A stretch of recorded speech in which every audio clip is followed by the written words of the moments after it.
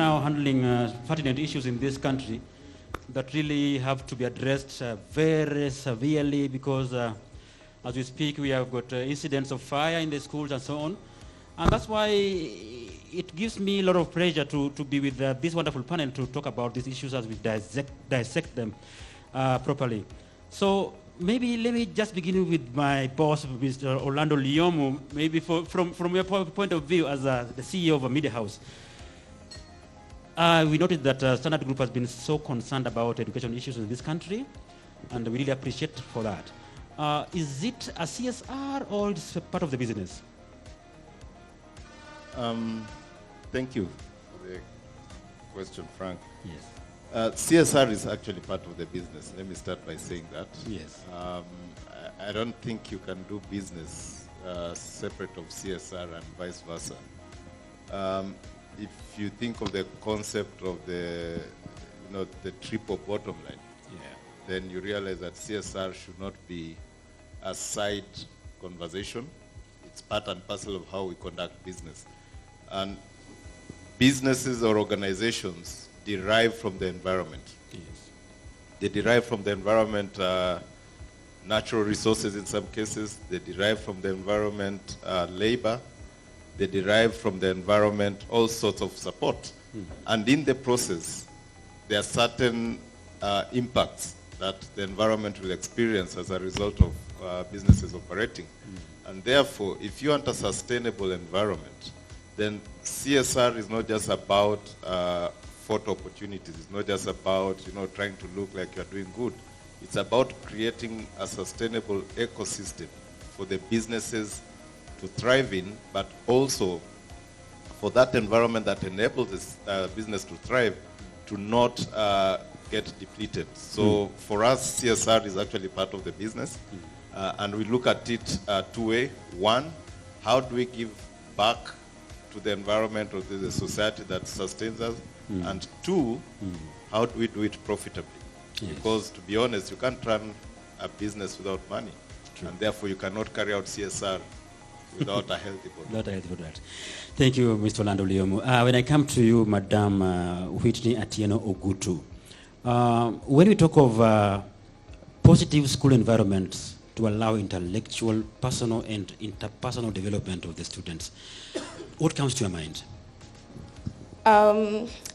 I'm actually glad you mentioned that right now the schools that are being banned, it's important for us to have a safe environment for the students. It's also important for us to support the students, for them to feel that they're supported in their learning environment and for them to be supported by all stakeholders. So it's not just parents supporting the students, it's the teachers, it's management, for us to reduce the number of cases that, or rather incidences whereby students are acting out.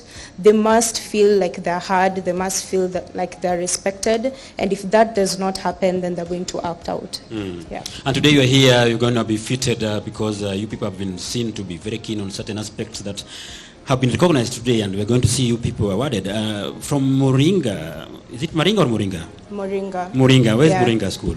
Moringa School is situated along Gong Road. We're a Nairobi-based company, school. So what are you bringing to this audience here about Moringa that somebody can emulate from maybe Tochirakum in Kadem or from Turkana and so on, so that really makes it worth emulating from you?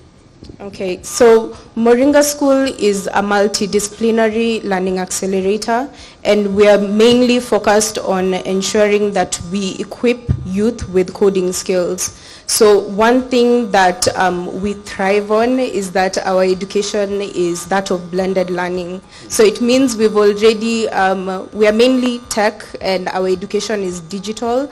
We ensure that our content is covered in a manner that it is student-centered. So we provide content for our students, they internalize it, and then we have an instructor that takes them through the content. Yeah.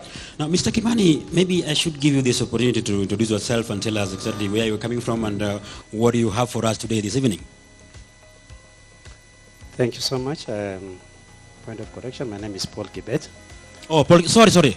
Oh my God, sorry. I'm sorry about that. Yeah. Paul Kibet, the Director, Secretary Schools, Minister of Education. I'm very sorry about that. You know, when I met you, you were in a mask. So right now, I'm a mask. So, yes, Mr. Kibet, go ahead, sir. Thank you so much. I think for me, when I was requested to be in this function, yes, we are talking about great schools. And we need to be asking ourselves, what are the characteristics that make a great school? Yes. And definitely, I think we are talking about a school that attracts, a school that has a name, a school that has, I would say, characteristics of performance. Yes. So that's basically what I would say, that we need to look out for such characteristics in our schools.